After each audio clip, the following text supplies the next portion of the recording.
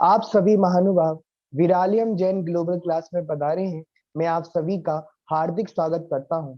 आज दिनांक 9 मई 2022, दिन सोमवार, विषय काल द्रव, क्लास नंबर 3। पूर्व क्लास की समरी इस प्रकार है। काल को व्यवहार से द्रव्य कहा गया है। अस्तिकायात्मक द्रव्य के कारण काल हो, ऐसा कारण कार संबंध नहीं है। मोक्ष में भी जीव को सादी अनंत कहते हैं, इसलिए मोक्ष में भी काल की गणना की आवश्यकता पड़ती है। निगोद की पर्याय एक व्यक्ति की अपेक्षा देखी जाए तो अनादि शांत है, अतः महावी काल की गणना की आवश्यकता होती है।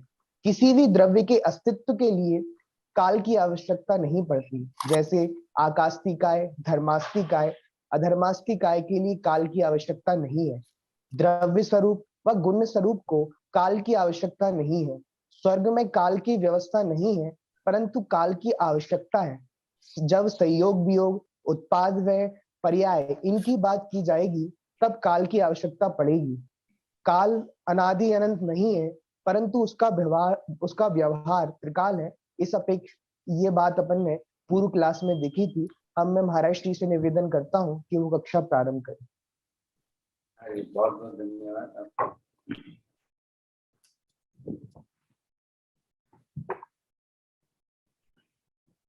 आगम शास्त्रों के अंदर जिस तरह से काल तत्व के बारे में, काल के बारे में जो विचारणा की गई है, तो एक पक्ष काल को द्रव्य के रूप में कह रहा है, एक पक्ष काल को अस्तिकायात्मक द्रव्य नहीं मानता। आखिर काल का मुख्य आधार किस पर है? गति पर है। क्यों गति पर है?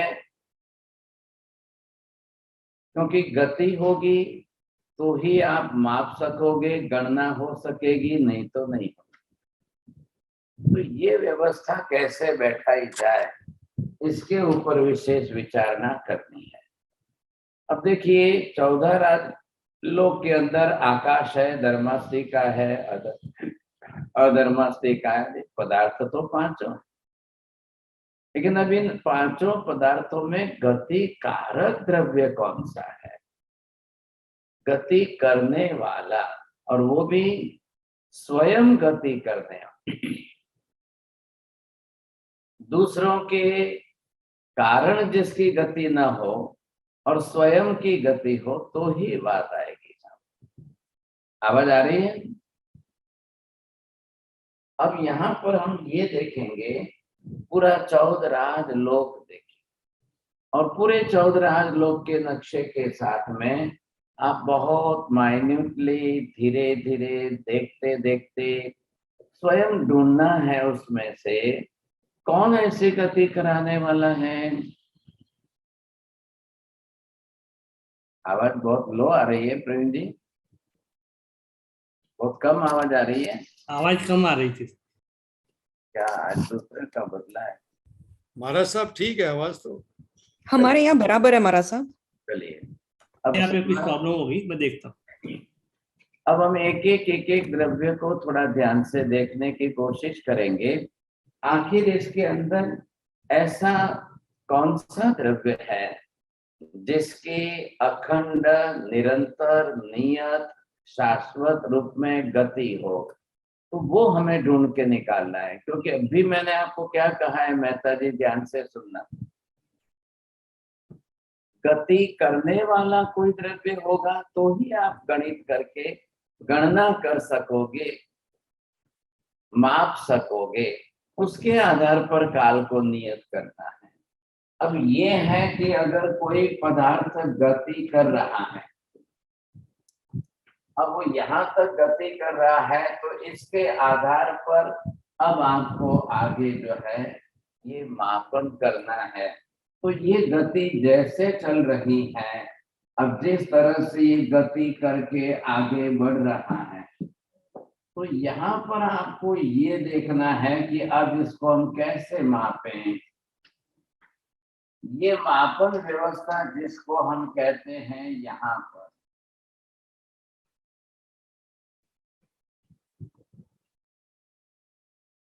तो ये गणन या मापन व्यवस्था जो है, जिसको मतलब गणन व्यवस्था जिसको कहते हैं गिनना है,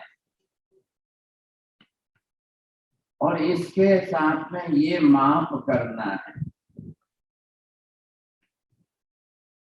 तो आप मापना, ये मापन जो है किसके आधार पर होगा? थोड़ा सा इधर देख करके बोलिए साहब, आप पहले मापेंगे कि पहले गिनेंगे? बोलिए चलिए जी, पहले मापना होगा कि गिनना होगा? पहले गिनेंगे ना महाराज साहब। चलिए प्रवीण जी, क्या लग रहा है आपको?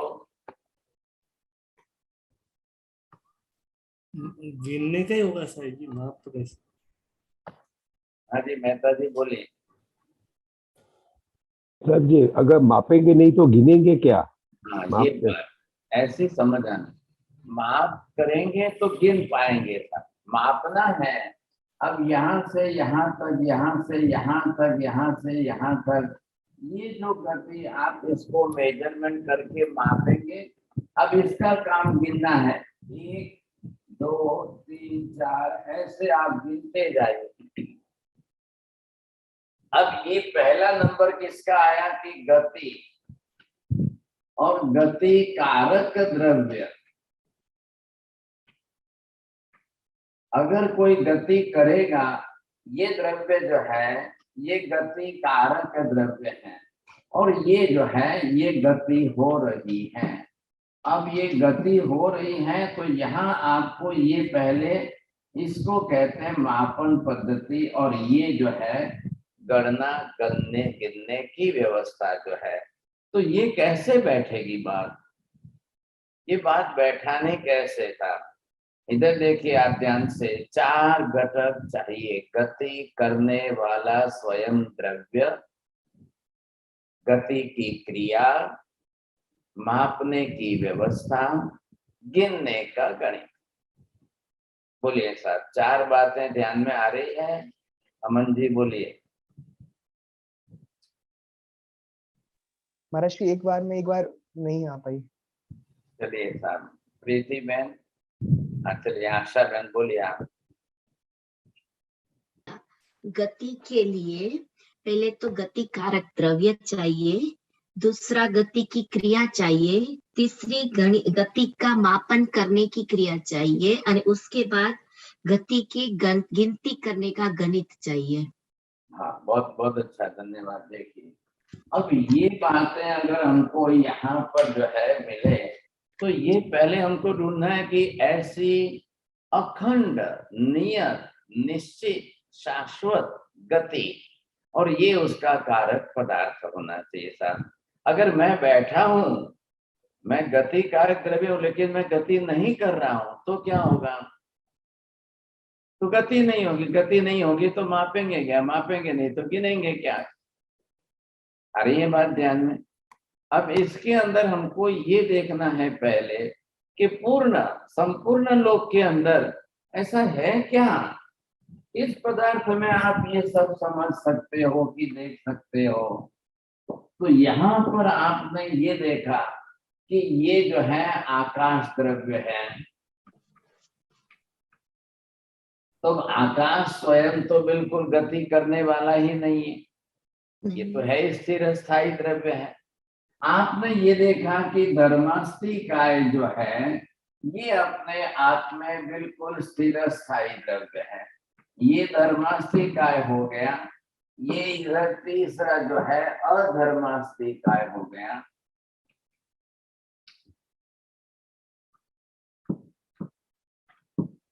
तो इसके अंदर, तीनों के अंदर जो है किसी प्रकार की कोई गति कारकता नहीं है। हाँ जी तृप्ति बहन, क्यों नहीं है इसके अंदर? क्योंकि नहीं आता है तो ना बोलिए जल्दी से, और आता है तो बोलना है। चौरडिया जी क्या लग रहा है? ये हमारा चिरस्थायी और निष्क्रिय द्रव्य है। वेरी गुड, आज तो आपका फर्स्ट प्राइज आ गया, क्या बात है। तो ये विशेषता हमको समझनी है कि ये तीनों अपने आप में स्थिर स्थायी द्रव्य। और कैसे है स्थिर स्थायी? अनादि अनंत काल से, अनंत अनंत भूतकाल, अनंत अनंत भविष्य काल, इन तीनों द्रव्य की स्थिर स्थायिता कभी जाएगी नहीं। ये कभी गति करने वाले नहीं है, ये गति कारक भी नहीं है।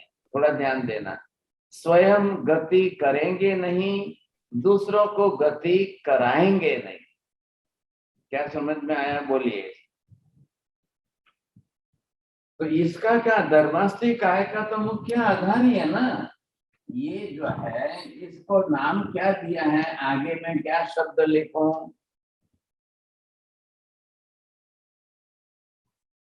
मैंने ब्लैंक जगह छोड़ी है, गति सहायक।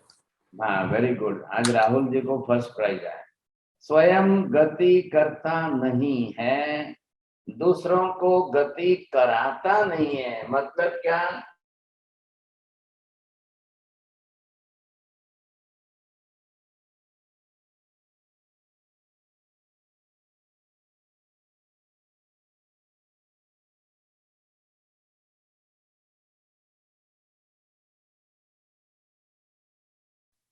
हाँ जी, गति कारकता और गति कारणता, ये दो शब्द देखिए। हाँ जी, अब दोनों में से क्या लग रहा है? जैन साहब ध्यान में आ रहे हैं तो बोलिए।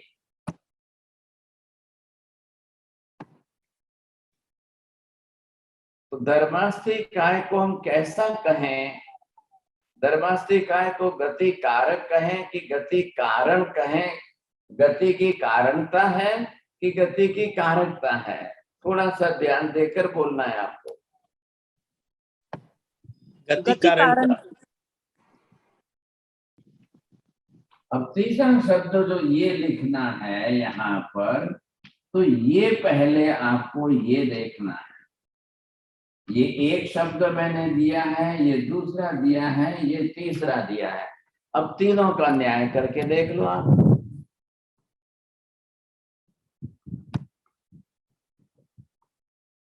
बोलिए जी, राहुल जी बोलिए जल्दी। गति सहायक।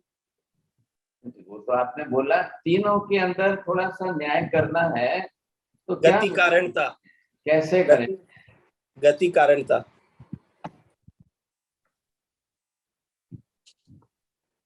बोलिए, तृप्तिबेन बोलना है, सही जवाब हो तो बोलना।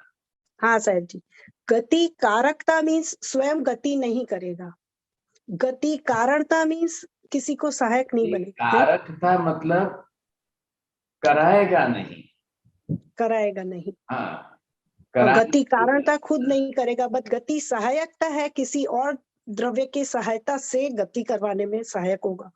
फिर वाक्य रचना मत बिगाड़िएगा।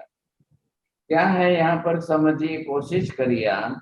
देखिए, गति कारक होना मतलब कराना, कोई गति कर रहा है उसको कराना है, तो कारण कारकता इसमें आए, ये कर्ता बन जाएगा।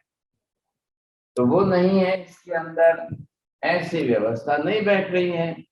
गति कारणता, किसी की गति में कारणीभूत होना और किसी की गति में सहायक बनना। तो इसमें सही एप्रोप्रिएट शब्द कौन सा बैठ रहा है? सहायकता वाला। ख्याल है? अगर ये कारणीभूत है, तो कारणीभूत होते हुए भी अगर सामने वाला कोई गति ना करे तो ये क्या करेगा? इसलिए यहाँ पर क्या बोलना है? गति करने वाला कोई दूसरा पदार्थ है। ख्याल है आपको? यहाँ पर ये शब्द आपको लिखना है, ये है गति कर्ता। गति कर्ता, गति करने वाला कोई दूसरा ही है। तो इसका क्या काम है? ऐसे मीडिया एक माध्यम द्रव्य है कि जो गति करने वाला, कर्ता अगर गति कर रहा है तो उसमें हेल्पर ये, उसके बिना नहीं होगी साहब। अभी मैं थोड़ा सा एक छोटा सा एग्जांपल देकर के बात करता हूं, आप ध्यान से समझ करके बोलना था। अब आंखें देखती जरूर है, वो भी गलत वाक्य है, आंखों से देखते हैं, तो देखने वाला तो कोई दूसरा ही है अंदर। लेकिन आंख देखती है परंतु प्रकाश नहीं होगा तो आंख कैसे देखेगी?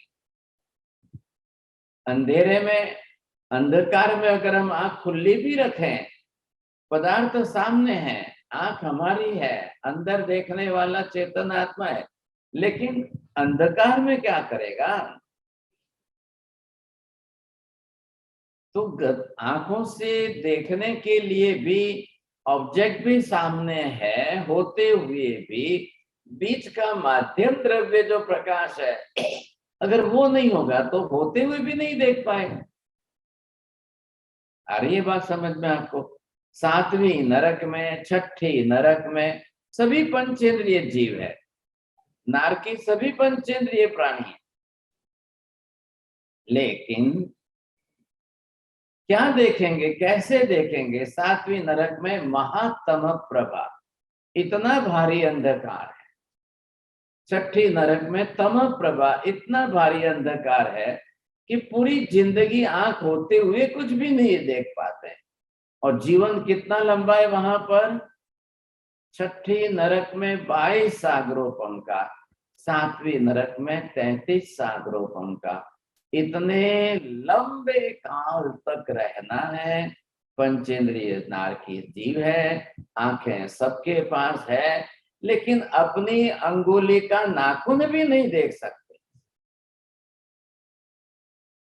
पूरे 33 सागरोपम के इतने लंबे काल तक अपनी आंखों, अपनी अंगुली का नाखून भी नहीं देख सकते हैं, जबकि आंखें खुली है, सबकी आंखें हैं, सबकी आंखें खुली है। अब क्या काम आएगा, क्या फायदा होगा, ये समझिए आप। तो कहने का मतलब ये, मैंने एग्जाम्पल दिया, आंख हमारे पास है, पंचेंद्रिय जीवों के पास, चौरेंद्रिय जीवों के पास देखने की शक्ति हमारे पास, सिर्फ एक बीच का माध्यम द्रव्य जो है वो न होने के कारण कर्ता अपनी शक्ति होते हुए भी कुछ नहीं कर पाता है। सेम लाइक दैट, ठीक उसी तरह से 14 राजलोक के अंदर धर्मास्ति का द्रव्य है, वो गति में सहायक द्रव्य है। अगर ये द्रव्य न हो तो गति कैसे होगी?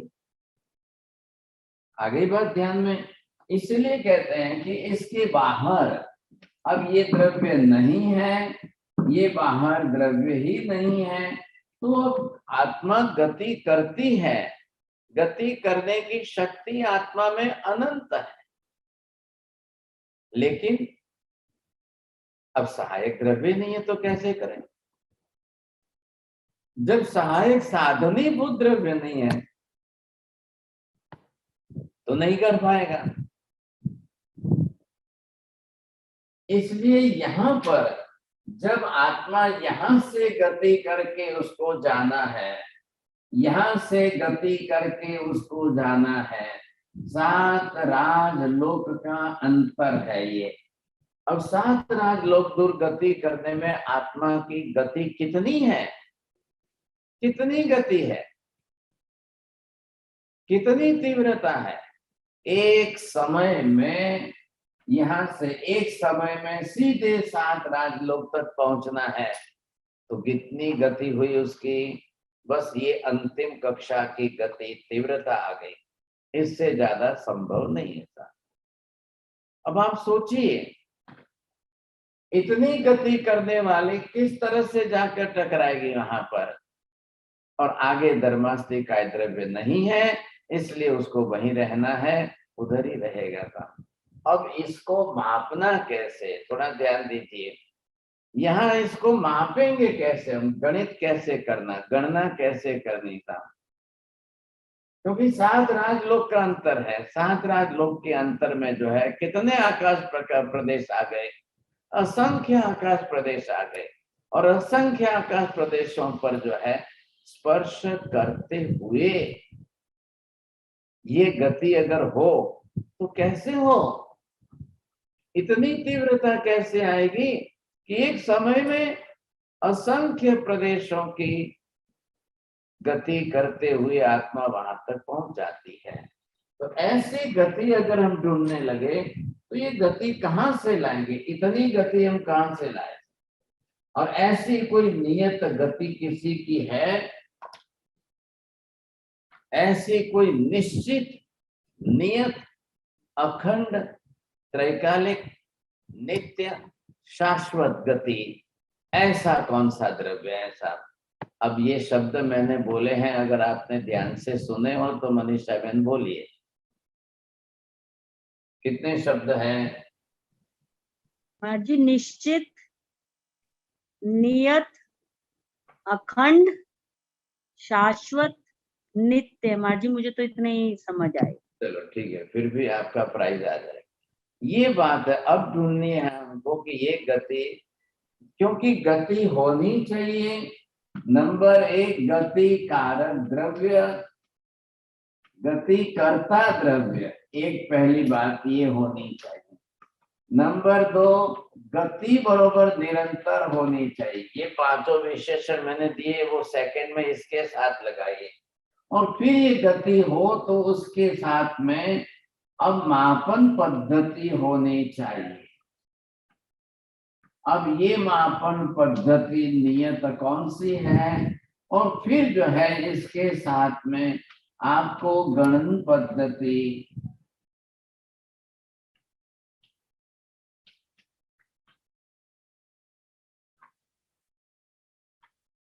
अब आ रहा है ध्यान में आपको, चारों पदार्थों को बराबर समझने की कोशिश करिए साहब, ख्याल है कि नहीं? अब इन चारों को जब आप समझेंगे, ऐसा गति करता द्रव्य, अभी हमने देखा कि आत्मा गति करती है साहब, और फिर उस गति कैसी है। अब गति के लिए मैंने जो विशेषण लगाए, नित्य होनी चाहिए, त्रैकालिक नित्य, शाश्वत रूप से, नियत रूप से, अखंड रूप से। एक भी अगर शब्द कम कर देंगे तो नहीं चलेगा। सदा काल, तीनों काल, त्रैकालिक बोलने का मतलब हुआ तीनों काल में सदा काल एक साथ। और वो भी गति कैसी होनी चाहिए, एक सरित ही गति होनी, क्योंकि नहीं तो मापन पद्धति नहीं बैठेगी। मापेंगे कैसे? मापेंगे तब जाकर के इसका माप निकलेगा। अब उसके बाद आप गणना पद्धति से, गणन पद्धति से गिन सकेंगे। फिर उसको गिनते गिनते गिनते गिनते काल की व्यवस्था होगी, काल की व्यवस्था बैठेगी, नहीं तो नहीं बैठेगी। अब हमको एक नंबर पहले ये निकालना है कि ऐसा गति करता द्रव्य कौन। अब फिर उसकी गति हो, अब उसकी गति को मापने का काम है। तो ये दोनों तो कौन हो गए, ये दोनों तो चले जाएंगे साहब गणित पद्धति के अंदर। इनका काम तो गणित के साथ जुड़ जाए। ये हमको हमारी बुद्धि का उपयोग करके मात्र गणित ही करना है, नहीं है ऐसा सवाल, इसका नहीं है। ये हो गए जो है कौन है, द्रव्य, ये गति हो गई। ये उसकी दो बात हमको मिल जाए, दोनों पकड़ में आ जाए तो गणित तो हम बैठा लेंगे। गणित करने में मनुष्य के पास अपनी बुद्धि के हिसाब से उसको गणित करना है। अब वो गणित बैठाना है, लेकिन अगर करता ही नहीं होगा तो क्या करेंगे आप गणना नहीं कर सकोगे तो कैसे होगा, ये आपको देखना है। इधर आ रहा है ख्याल में आपको? तो ये जो गति कारकता आ रही है चारों बात में, अब इन चारों के अंदर अब आपको देखना है 14 राजलोक।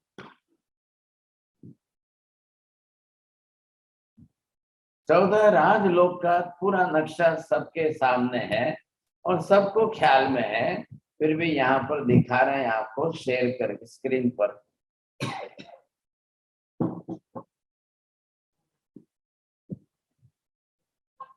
हाँ, अब आप ये देखेंगे, बहुत ध्यान से देखना है। 14 राजलोक के अंदर आपको ये दिखाई देगा, फिर आप ढूंढ करके निकालने की कोशिश करिए कौन गति कारक द्रव्य ऐसा मिल रहा है। पहली बात हो गई अस्थि कायात्मक 5 द्रव्यों में से 3 तो चले गए, आकाश नहीं है, धर्मास्तिक है नहीं है, धर्मास्तिक है नहीं। अब द्रव्य रूप में जो पदार्थ है वो तो हो गए आपके पास दो, आत्मा और पुद्गल। पुद्गल के अंदर परमाणु आदि है। अब इन दोनों की गति में से हम कहाँ कौन गति कर सकता है, पूरे लोक में देखना है, संपूर्ण लोक के अंदर। क्योंकि सबकी व्यवस्था कैसी है ये ध्यान में आना चाहिए। चलिए, तो मैं यहाँ पर ये जो है 14 राज लोक,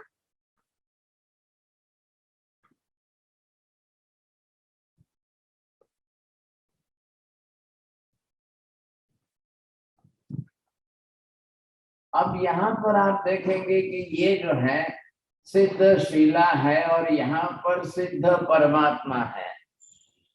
तो अब इसमें तो गति करने वाला कौन है? अनंत सिद्ध आत्मा तो वहां पर पहुंचे, वो तो स्थिर स्थायी है, उनको तो गति करनी नहीं है। जो एक बार लोकांत प्रदेश में जाकर स्थिर हो गए, अब उनको गति करनी नहीं है।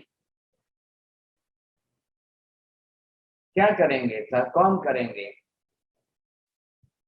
जो लास्ट में लास्ट गति यहाँ से करके, ये मनुष्य क्षेत्र था, अब यहाँ से करके गति करके एक बार वहां पहुंच गए, अब उनको अनंत अनंत काल तक गति करनी नहीं है। तो अनंत अनंत काल तक जो गति नहीं करनी है, क्यों नहीं करनी है? वो स्थिर स्थायिता आ गई। अनंत अनंत भूतकाल में यह आत्मा कभी भी एक क्षेत्र में स्थिर नहीं हुई थी, वो हमेशा गति करती थी। लेकिन अब क्या होगा? मोक्ष होने के बाद आत्मा लोकांत में स्थिर स्थायी हो गई। अब वहां कोई गति नहीं है। अब वहां पर गति नहीं है तो स्थिरता आ गई है। तो ये जो स्थिरता आ गई है वो स्थिर स्थायी अवस्था हो गई। इसलिए सिद्ध आत्मा लोकांत में अनंत होते हुए भी अब बिना गति वाले हैं, तो वहां उनकी गति संभव नहीं है साहब। अब जब गति होगी ही नहीं, होती ही नहीं है, तो वो प्रश्न ही नहीं आ रहा है, समझे? बात ये विशेषता आ गई। अब लोकांत भाग में है, क्या है? ये जो लोकांत भाग में और यहाँ पर जो आकर के स्थिर हो गए, अब वो उनके कारण तो कोई गति होने का सवाल नहीं। और ये जो सिद्ध शिला जो है, पृथ्वी है, it is only the made of the crystal form, तो वो भी गति नहीं कर रही है, उसको भी, वो तो स्थिर स्थायी है, तो गति तो करना ही नहीं है, कुछ भी नहीं करना है, वो अपने आप में स्थिर स्थायी है। अब ये जो स्वरूप है पूरा, ये हमको ध्यान में आना चाहिए साहब।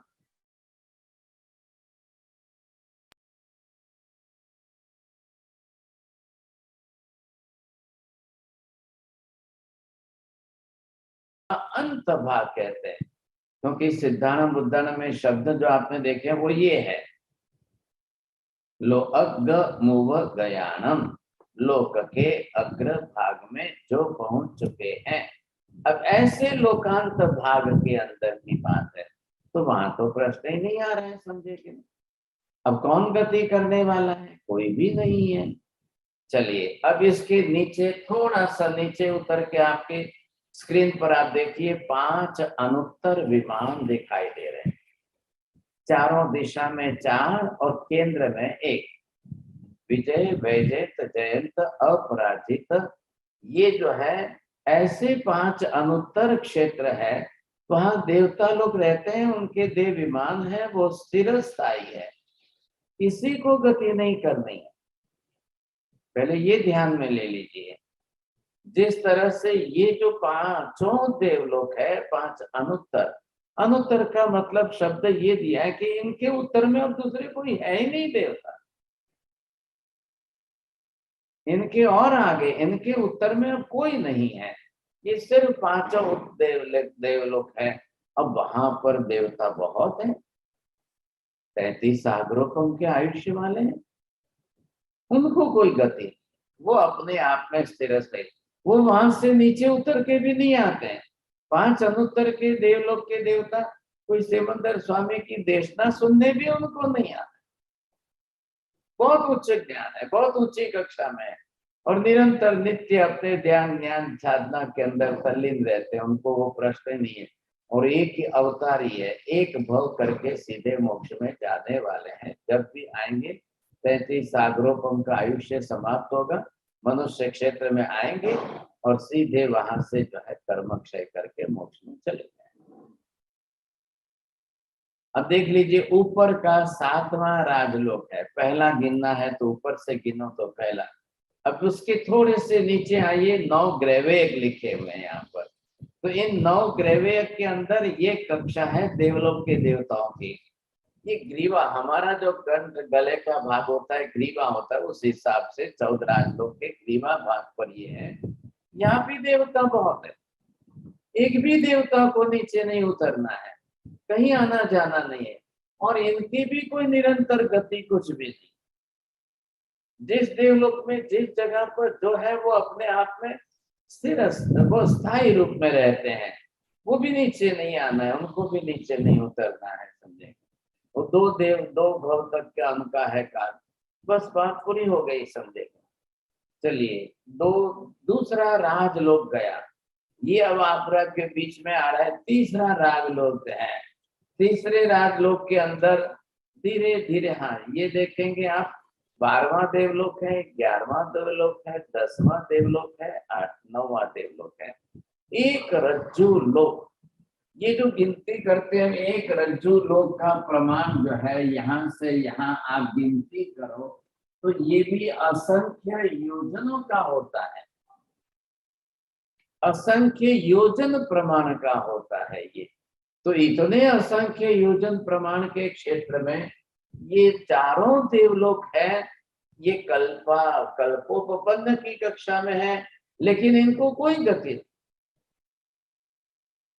किसी को गति करके आना जाना नहीं है, और किसी की गति ऐसी नहीं है कि जिसके कारण जो है आप माप सको, गणना कर सको, गिनती कर सको, ऐसी कोई बात ही नहीं बैठ रही है सर। अरे ये बात समझ में। इससे नीचे उतर के आइए, अब आप जो है 3 लोक राज्य लोक चले गए, अब आप चौथे राजलोक में आ रहे हैं। वहां 8वां देवलोक और 7वां देवलोक। इनकी रचना ऊपर नीचे इस प्रकार है, आधे भाग के अंदर 7वां, आधे भाग के ऊपर 8वां है। अब कौन गति करेगा? कोई नहीं। जो पहले के 4-5 शब्द है वो ध्यान रखिए।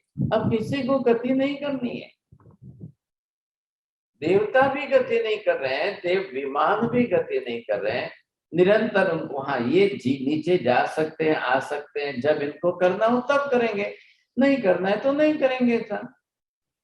ठीक इनके नीचे आइए 5वें राजलोक में, 2 देवलोक यहाँ पर है, 6ठा और 5वां। ये भी दोनों देवता है, विमान है, अपने देव विमान बने हुए हैं इनके, और इनको कोई गति करने की, निरंतर गति की कोई आवश्यकता नहीं है सर। देख रहे हैं, आपको चित्र दिख रहा है विमान के आकार का। यहाँ वो लोग अपने अपने पशु पक्षियों के आकार वाले, क्योंकि वहीक्रिय शक्ति वाले हैं तो बना लेते हैं, उनको वो भी प्रश्न नहीं है साहब। अब इनके नीचे आप देखेंगे तीसरा चौथा देवलोक आया। अब ये भी बरोबर 2 देवलोक, लेकिन ये ऊपर नीचे नहीं है, बगल में है, एक राइट में एक लेफ्ट में है। बहुत बड़े देवलोक है, बहुत बड़े मतलब बहुत बड़े। देखिए वहां की दुनिया है, वहां की व्यवस्था है, वो भी वहां की पृथ्वियां भी गिरी है, वहां पर रहने वाले देवी देवता है सब। 6ठे रज्जु लोक प्रमाण क्षेत्र में भी कोई नहीं। अब इसके नीचे हम आ रहे हैं 7वें रज्जु लोक में। तो 7वें रज्जु लोक के अंदर राइट में पहला देवलोक है, लेफ्ट में तीसरा देवलोक है। अब इस देवलोक के अंदर यहाँ पर भी अपने अपने भवन पालक बने हुए हैं। 32 लाख देश आ रहे हैं पहले देवलोक में, 28 लाख देश आ रहे हैं दूसरे देवलोक में। आप ध्यान से सुनना, मैं संख्या बोल रहा हूं, 32 लाख देश। सोचिए आप कितनी बड़ी जनसंख्या हो गई, वहां कितनी आबादी हो गई देवी देवताओं की, बहुत बड़ी है, बहुत बड़ी। और दूसरे देवलोक में 28 लाख आते हैं, लेकिन सबको कोई गति करना नहीं है साहब। जो हमने ये देखा कि निरंतर गति वाले कौन है। अब चलिए यहां से हम नीचे उतरते हैं। तो यहां से आपने ये देख लिया, ये सेंट्रल लेवल है, तो 7 राजलोक की व्यवस्था ऊपर की हो गई, कोई गति करने वाला नहीं, अखंड धारा में नियत नित्य गति वाले कोई नहीं। अब हम अधोलोक में नीचे जाते हैं, इसका नाम जो है ये है अधोलोक।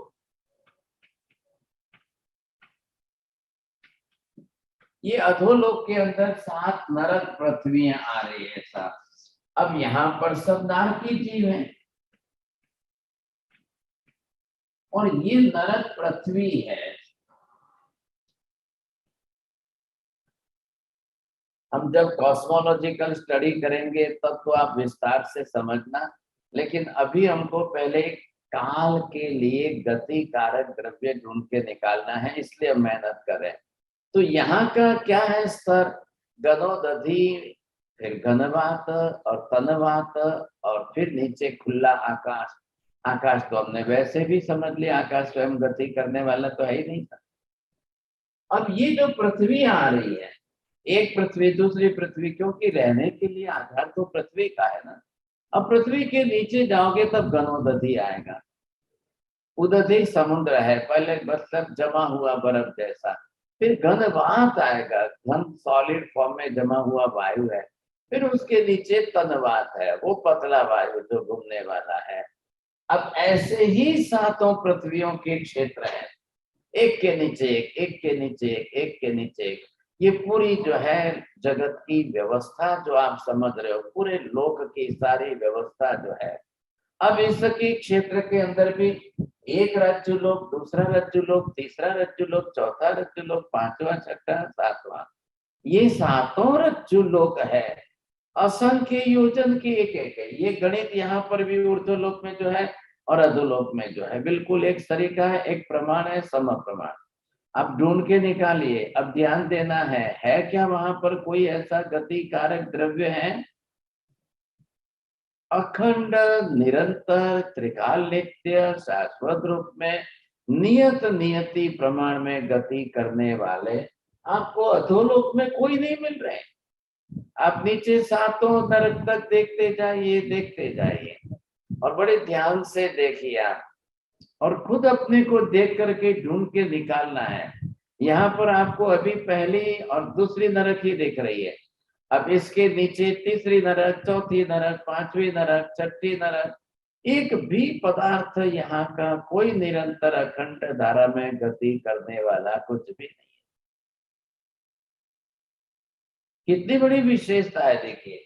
तो ये हो गया 14 राजलोक। अब इसके अंदर हम किसको देखें साहब? तो 2 बात जो हमारे ध्यान में आई थी, वो एक आत्म द्रव्य, और दूसरा जो इधर आप देखेंगे वो कौन है? पुद्गल द्रव्य। अब ये तो हो गई सब। आधारभूत द्रव्य कौन से हैं? आकाश, धर्मास्तिका, अधर्मास्तिका। कर्ताभूत द्रव्य कौन है? यहाँ पर आपको ये देखना है कि कर्ताभूत द्रव्य ये आपको समझना है। अब कर्ता रूप जो है वो ऐसे द्रव्य कौन से हैं? तो ये यहाँ पर जो गति करते हैं, करने वाले हैं, वो एक तो चेतन आत्मा है और एक जो है दूसरा पुद्गल द्रव्य है। अब इस पुद्गल द्रव्य के अंदर जो है ये आ गया परमाणु द्रव्य। हाँ साहब, अब आत्मा जो है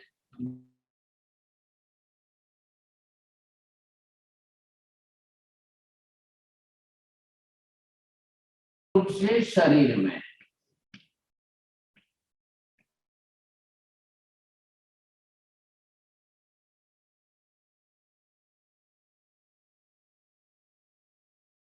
के पुद्गल परमाणुओं को लेकर शरीर बना है।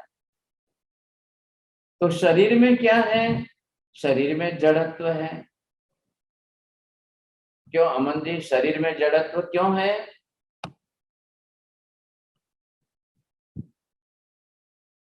नहीं ध्यान में आ रहा है? बोलिए चौड़िया जी, शरीर में जड़त्व क्यों है? हाँ बोलिए राहुल जी। हाँ, ठीक। उद्गल द्रव्य से बना है इसलिए। और क्या बोलना चाहिए था? शरीर के अंदर जड़त्व जो है पुद्गल द्रव्य जड़ है, और जड़ के अंदर क्या है? स्पर्श। कौन सा स्पर्श है? गुरु स्पर्श। गुरु स्पर्श के कारण वजन आया, जिसको आप मास एंड वेलोसिटी जो के अंदर आया। तो अब इसकी गति निरंतर अखंड धारा में कैसे बने? थोड़ा ध्यान देना बरोबर, क्योंकि गुरुत्व आने से, वजन आने से, भारीपन आने से वो अपने आप में स्थिर स्थायी बन जाएगा। तो क्या करेंगे फिर? तो निरंतर गति की बात चल रही है। इधर देखिए, पुद्गल द्रव्य में वर्ण, गंध, रस, स्पर्श है। किधर भी गति शब्द का उपयोग है क्या? मेहता जी ध्यान दो, 5 वर्ण, 3 ध्वनि है, बरोबर, 2 गंध है, 5 रस है, 8 स्पर्श है, 23 विषय है। इन 23 में कहीं पर गति की बात नहीं आती। सोचिए, फिर से सोच लो, ध्यान से देख लो गति का, क्योंकि परमाणु है। पुद्गल द्रव्य के अपने गुण हैं। क्या लाया? पुद्गल के गुण जो लक्षण पहचानने के लिए वर्ण, गंध, रस, स्पर्श। अब उसमें तो कोई गति की बात ही नहीं आ रही। वर्ण में तो कलर आ गए, साउंड के अंदर ध्वनि है, वॉइस रूप में है, ध्वनि शब्द है। गंध के अंदर सुगंध, दुर्गंध आ गई। 5 रस के अंदर जो है खट्टा, मीठा, तीखा, खारा बना गया। अब रही बात किसके? स्पर्श की। 5 प्रकार के स्पर्श के अंदर 8 प्रकार के स्पर्श में स्निग्ध रुक्ष है, शीत उष्ण है, गुरु लघु है, मृदु कर्कश। कहाँ गति की बात आई? लेकिन ऐसे परमाणुओं में अपनी गति खुद की है, या तो वो गति करना हो तो करें, नहीं करना हो तो जब स्कंद के रूप में परमाणुओं का समूह बनकर के पिंड बन जाएगा, तब उसकी गुरुता, भार बढ़ जाएगा, तब वो गति भी नहीं कर पाए। स्थूलता आ गई, भार आ गया, वजन आ गया। और जीवात्मा तो संसार में बिना शरीर की तो है ही नहीं। ये हमने पहले भी तो पढ़ लिया है, समझ लिया है ना। संसार में एक भी जीव बिना शरीर का कोई होता ही नहीं है। अब वो आत्मा अगर है और आत्मा पुद्गल का देह बनाकर रह रही है, तो उसकी ऐसी निरंतर अखंड गति कहां से लाएंगे? ये प्रश्न आएगा। नहीं है। ऐसी स्थिति के अंदर अब एक आधार बच गया सिर्फ पुद्गल के। पुद्गल लेंगे तब क्या होगा? पुद्गल स्कंधात्मक भी है, देश में भी है, प्रदेश में भी है, और परमाणु। अब जब ये पुद्गल परमाणु रूप में भी आपके सामने आ जाए, ये परमाणु के रूप में आ गया। अब परमाणु के अंदर क्या बताएंगे आप? ये हम देखेंगे कि ये पुद्गल जो है ये परमाणु के रूप में। तो अब इसके अंदर वर्ण आया, अब ये गंध आया, ये रस है, और ये स्पर्श। ध्वनि को क्यों नहीं लिया है? ध्वनि को इसका गुण नहीं है, पुद्गल का गुण नहीं है ध्वनि। पुद्गल का गुण नहीं है, लेकिन ध्वनि स्वयं पुद्गल है। आ रहा है ध्यान में? ये ध्यान रखना पहले आप, इसका थोड़ा अभ्यास करना पड़ेगा सबको। मेहता जी बोलिए, मैंने क्या बोला है? ध्वनि पुद्गल है, मगर पुद्गल में ध्वनि नहीं है। नहीं बरोबर, ऐसा नहीं बोलना, ऐसा नहीं। पुद्गल ध्वनि पुद्गल का गुण नहीं है। हाँ, मगर ध्वनि है वो पुद्गल से बनी हुई। से मत बोलिए आप। ध्वनि ध्वनि स्वयं पुद्गल है। स्वयं पुद्गल है, स्वयं पुद्गल है। हाँ, आप इधर उधर शब्द करेंगे बहुत गड़बड़ हो जाती है फिर, ख्याल है कि नहीं। ध्वनि जो है, मैंने कहा क्या पुद्गल का गुण नहीं है। जब गुण की बात आए तो ये चार फिक्स हो गए था। अब इधर से इधर मत बदलिए आप इसको, फिर हम वापिस पुद्गल द्रव्य समझना पड़ेगा, ख्याल है। तो इसके अंदर हमको ये देखना है कि वर्ण गंध रस स्पर्श ये जो है पुद्गल के गुण है। These are the properties of the matter। पुद्गल द्रव्य के रूप में क्या क्या है, पुद्गल का द्रव्य किस किस रूप में है वो हम देखेंगे, और ये पुद्गल के लक्षण किस रूप में है। आ रहा है समझ में? थोड़ा सा अलग अलग करना पड़ेगा तो बात बैठेगी, नहीं तो नहीं बैठेगी। तो मैं जो आपको कंसेप्ट, हमारा आज का विषय क्या है, काल। अब काल का आधार कौन है? गति। गति का आधार कौन है? गति करता द्रव्य। गति करता द्रव्य जब गति करेगा, और वो गति कैसी होनी चाहिए? नियत गति होनी चाहिए, नियमित गति होनी चाहिए, नित्य गति होनी चाहिए, त्रिकाल नित्य एक सरीखी होनी चाहिए। तो ये आधार पर तो आया ना कार्य कारण भाव भी। देखिए, जब गति भी त्रिकाल नित्य होनी चाहिए तो गति करता द्रव्य भी तो त्रिकाल नित्य होना चाहिए कि नहीं भाई? गति तो क्रिया हो गई, गति क्रिया हो गई, तो क्रिया किसके ऊपर है? कर्ता के ऊपर है। कर्ता के बिना क्रिया नहीं होगी। क्रिया का आधार तो कर्ता पर है। अब कर्ता होना अनिवार्य हो गया। कर्ता त्रिकाल नित्य होगा तो गति त्रिकाल नित्य होगा। कई बार कर्ता त्रिकाल नित्य होने के बाद भी गति की क्रिया नहीं होती है, उसका क्या करना? चार भाग में इसको बैठा करके 4 पॉइंट से समझिए। आ रहा है ख्याल में आपको? ये क्या है? नंबर 1। अब इसको आप समझेंगे, आपको ख्याल आ जाएगा। गति कर्ता द्रव्य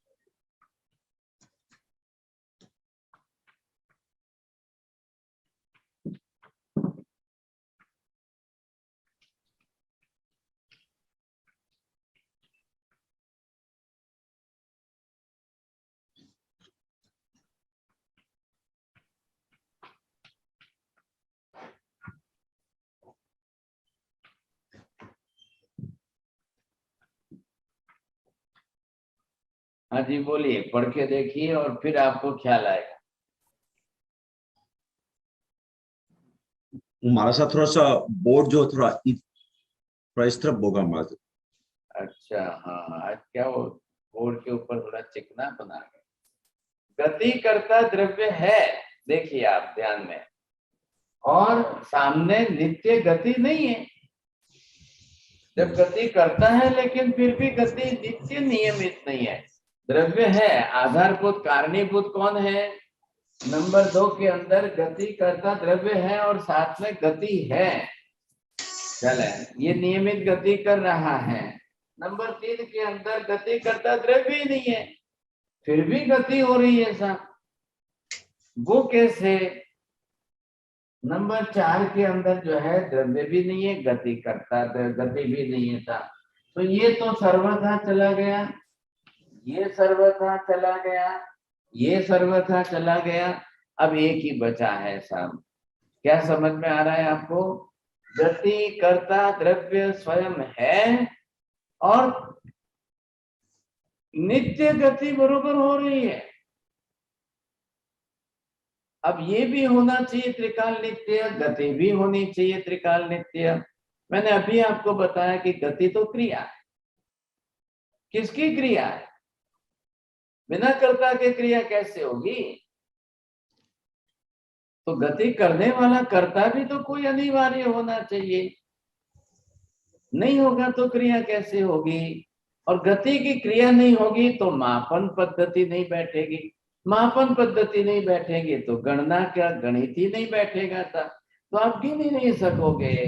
1 दिन 2 दिन 3 दिन 4 दिन 5 दिन 10 दिन कैसे गिनती करोगे? 365 दिन कैसे गिनती करोगे? 1 वर्ष कैसे होगा?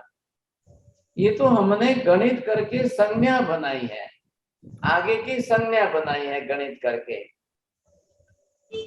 लेकिन गति होगी तो आप गणना करोगे, मापोगे तब जाकर गणना होगी, नहीं तो गणित ही नहीं बैठेगा। 365 दिन का 1 साल कैसे बोलना, 30 दिन का महीना कैसे बोलना?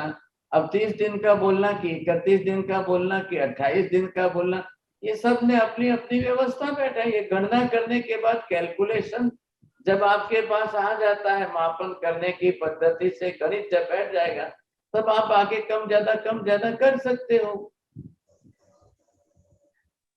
पहले गति तो नियत होनी चाहिए, नियमित गति होनी चाहिए था।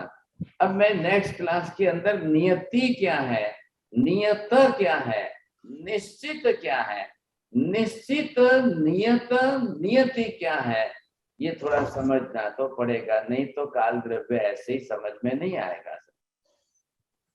क्या है, 8 दिन तक सबने अपनी तरफ से जो सुन रखा है, जो समझ रखा है, जो सीख रखा है वो है। अभी आप पूछिए माता जी, फटफट बोलेंगे, देखिए सब काल के बारे में इन्होंने क्या सुना है, क्या समझा, सब मालूम है इनको।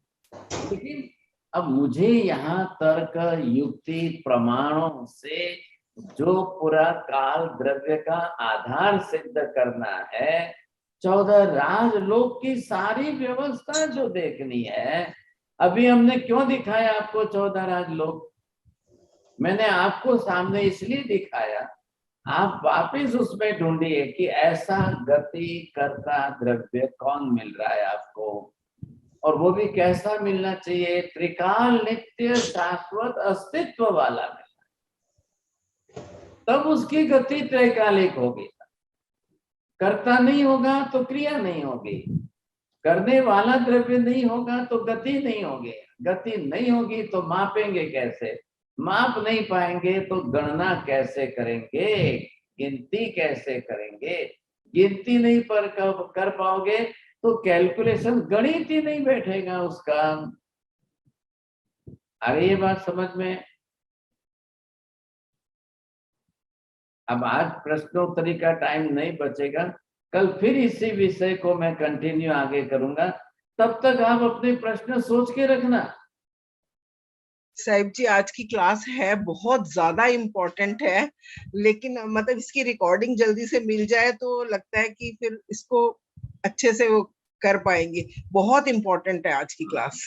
आज धन्यवाद देता हूँ आपको कि आप इतना इम्पोर्टेंट समझ सके हैं, ये बड़ी बात है। मेरे को ये डाउट शंका रहती है कि कौन समझेगा, कितने समझेंगे, क्या कैसे समझेंगे कि नहीं समझेंगे। मुझे थोड़ा घूंटना पड़ता है, थोड़ा सा घूंट करके समझाना पड़ता है, लेकिन धन्यवाद दे कि अब आगे की व्यवस्था मेरे हाथ में नहीं है। रिकॉर्डिंग और ये क्या और सब मैं कुछ भी नहीं जानता हूँ। मैं महाराज साहब, आपने जो लोक का नक्शा बना के समझाया ना, उससे थोड़ी क्लैरिटी हो गई। हाँ जी, बहुत अच्छी क्योंकि अभी वे समझने आने लगा है मेरे को तो थोड़ा बहुत कि आत्मा ही पुद्गल ही दोनों ही करता है, दोनों ही क्रिया करते हैं, ऐसा लगता है मुझे। नहीं लगता है, नहीं है ही ये है, दोनों ही है। मेरे समझाने से आपके दिमाग में बात बैठ तो गई। अब दोनों के बीच में हमको हिसाब करना है। आत्मा, मैंने क्या कहा है, आत्मा बिना पुद्गल के संसार में रहती ही नहीं है। तो दोनों ही करता हो गए। हाँ जी, पुद्गल का शरीर बनाएगी तो रहेगी, नहीं तो कैसे रहेगी। जी महाराज, जी महाराज। अब पुद्गल का ले लो साहब, तो पुद्गल भी तो द्रव्य है, लेकिन पुद्गल जड़ है तो उसकी नियत गति है क्या। अब पुद्गल में स्कंधात्मक पुद्गल तो भार वाला बन गया, अब उससे अलग स्वतंत्र परमाणु जो है उसके अंदर। यहाँ तक मैं विषय अधूरा रख रहा हूँ, आगे टाइम हो गया है, कल के लिए फिर वापस ध्यान देना। ये आप पहले इसका चिंतन करेंगे तब कल आएगा, आगे का विषय आएगा, क्योंकि हमको ये काल का आधार निकालना है। जब अस्थि कायात्मक द्रव्य ही नहीं है काल, तो फिर उसकी व्यवस्था कैसे बैठ रही है। ये बहुत अच्छा विषय है, लेकिन मैं सबको विनती करूंगा कि आप थोड़ी समझने की कोशिश जरूर करना। नहीं हो जाएगा महाराज, हो जाएगा। करना तो सबको बात आएगी, बैठेगी।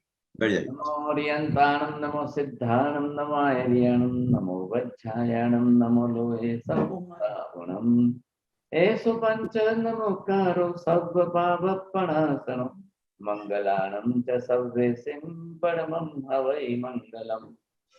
मंगलम भगवान वीरो, मंगलम गौतम प्रभु, मंगलम स्थूलिभद्राध्या जैन धर्मोस्तु मंगलम।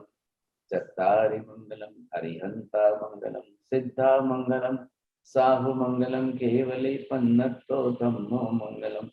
चत्तारि लोकोत्तम, हरिहंता लोकोत्तम, सिद्धा लोकोत्तम, साहु लोकोत्तम, केवली पन्नतो धम्मो लोकोत्तम।